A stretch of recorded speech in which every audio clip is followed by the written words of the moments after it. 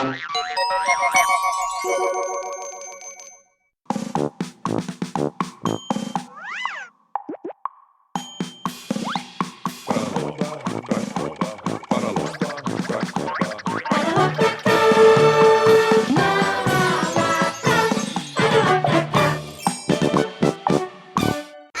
o canto da casinha, que é o canto do cabeleireiro, ali é o canto do médico e ali é o canto dos livros.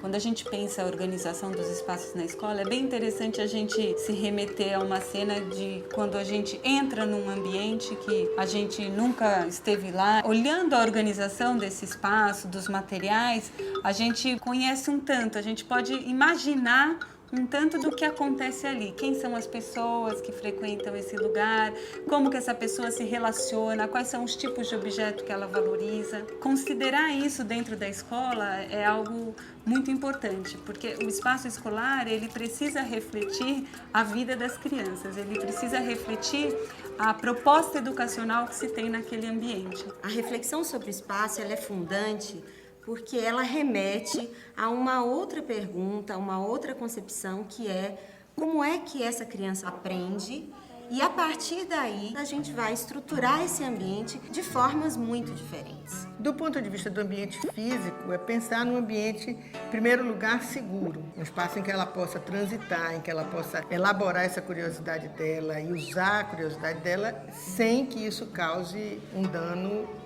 ou um acidente maior. Além da questão da segurança, que é fundamental, é pensar num ambiente que esteja ao alcance da criança. Então, colocar obstáculos que ela possa vencer, seja do ponto de vista da sua coordenação motora, né? Andar e ela explorar um espaço variado, não precisa ser um espaço todo plano, mas que essas variações sejam seguras. Quando você põe um circuito para as crianças percorrerem, em que você coloca escadinha, com um escorregador, com um túnel, tudo aquilo está pensado numa altura, está cuidado com um colchonete do lado para que, ao subir no escorregador, se a criança cair, ela vai cair, mas ela não vai se machucar, vai fazer parte da experiência e vai ajudá-la nesse aprendizado que a criança tem, que é por tentativa e erro. Quer dizer, o espaço, ele precisa ser seguro, mas ele também precisa oferecer desafios.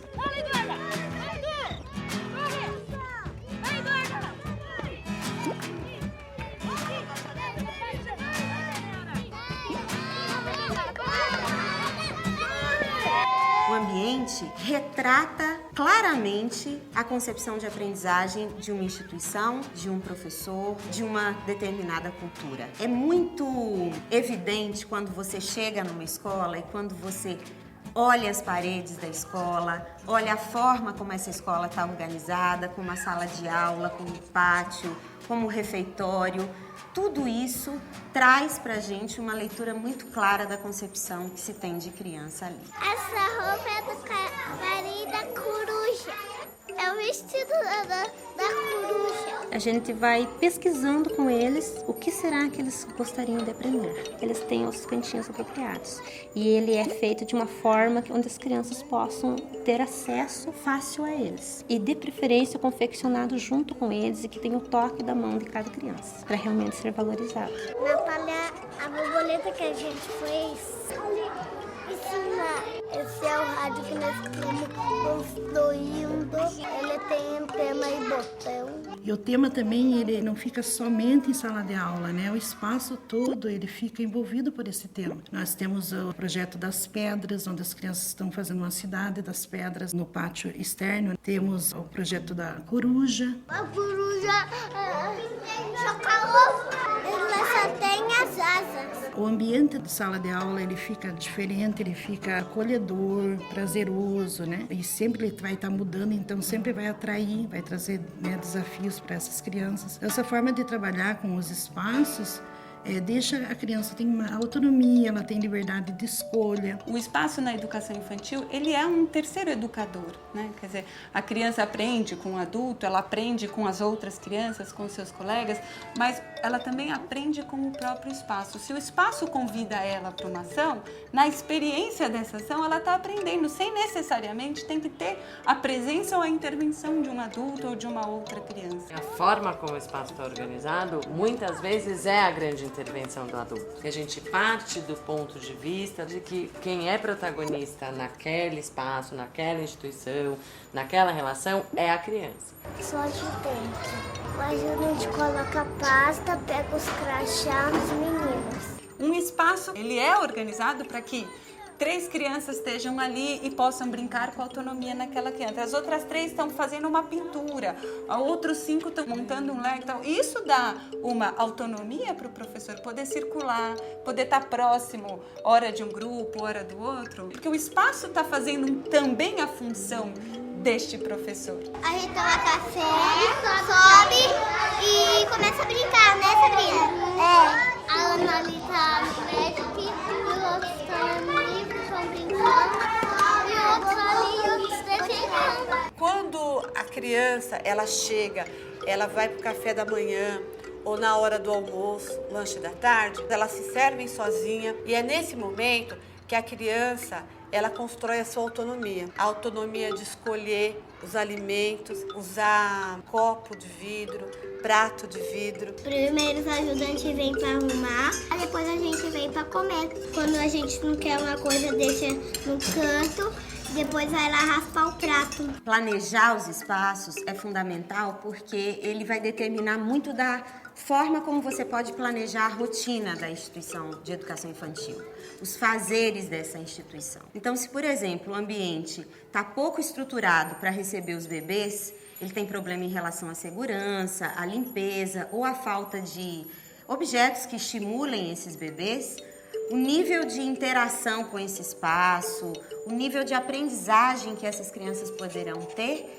vai ter um problema. No caso do berçário, a gente tem o rolo, onde a gente faz estimulações, tem o pneu, onde a gente pode apoiar as crianças que ainda não sentam sozinhas. E tudo na sala é no alcance da criança, para que ela possa manipular. Quando um professor vai pensar uma rotina, a depender da faixa etária ou para todas as faixas etárias, ele tem sempre que levar em consideração as metas de aprendizagem daquele ano, daquela turma. Ele tem que pensar se há um equilíbrio naquela semana, né, de experiências variadas, de grandes grupos, experiências mais de intimidade de cada criança, se há experiências variadas de artes, de cultura, de leitura de história, de brincadeira. E dentro de cada uma dessas questões planejadas para a rotina, o espaço é sempre o principal item a ser considerado. A criança não precisa ficar segregada ao seu grupo etário. Você, quando nasce numa família, você convive com diferentes faixas etárias.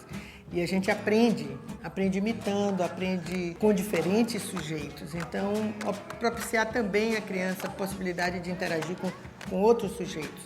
Crianças de faixa etária diferentes e adultos. O parque proporciona a interação das faixas etárias e, ao mesmo tempo, nós oferecemos atividades que eles podem estar juntos e participarem dessas atividades ou não. Então, quer dizer, a gente tem esse espaço de convívio mais, vamos dizer, estendido, que é o parque, mas ao mesmo tempo eles não ficam abandonados e sem nenhuma proposta, que são os núcleos coletivos. Os núcleos foram organizados exatamente para resolver o problema de agressão entre as crianças, de mordida, que as crianças têm a liberdade de escolher aonde elas querem ficar. Existe um espaço onde é formado o núcleo de história. Um outro espaço é o núcleo de corpo, onde as professoras fazem massagem nas crianças, tem o núcleo de pintura, de artes e tem as brincadeiras. E a criança que não está com vontade de nenhum desses núcleos, ela pode ficar no parque mesmo. Os núcleos são importantes para até dar à criança a autonomia de escolher o que ela quer fazer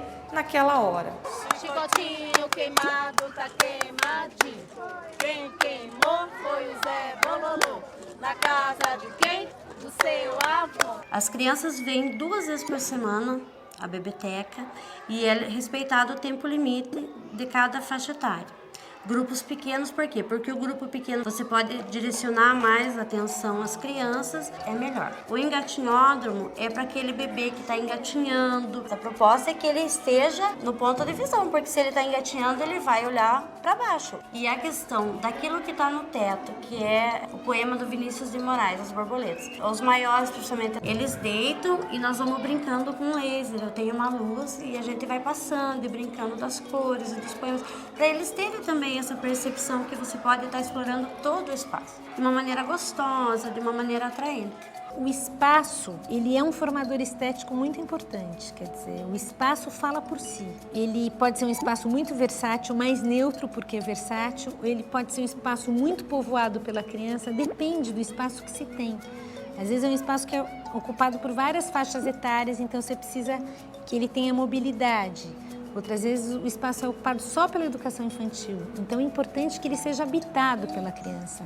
O espaço é um terceiro educador, ele diz, ele fala com a criança diretamente. Muitas vezes o professor não precisa fazer nada. Se ele organiza os materiais e o espaço como um banquete, a coisa está posta e a criança vai com liberdade interagir ali. O espaço é uma variável fundamental em relação à aprendizagem. O que a criança vai poder aprender naquele ambiente de educação infantil tem uma determinação muito grande em relação aos espaços. A gente chega, pendura a mochila e vai tomar café. Quando tem fruta, eu escolho fruta.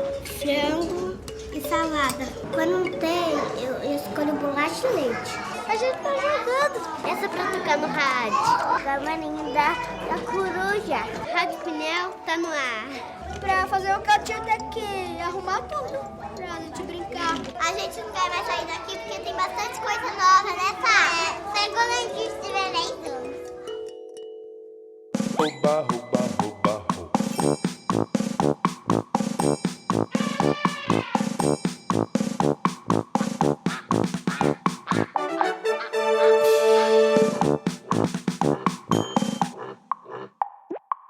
Barro.